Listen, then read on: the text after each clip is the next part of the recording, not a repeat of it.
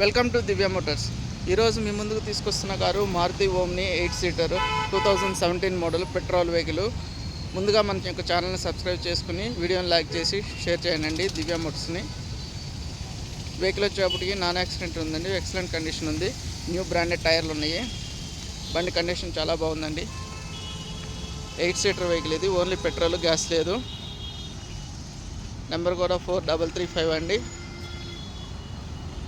Interior చూడండి,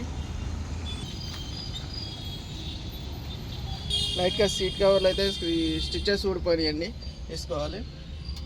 49,000 మాత్రమే తిరిగింది రీడింగు. ఇంటీరియర్ కూడా చాలా బాగుంది. 8 సీటర్ అండి వెహికల్.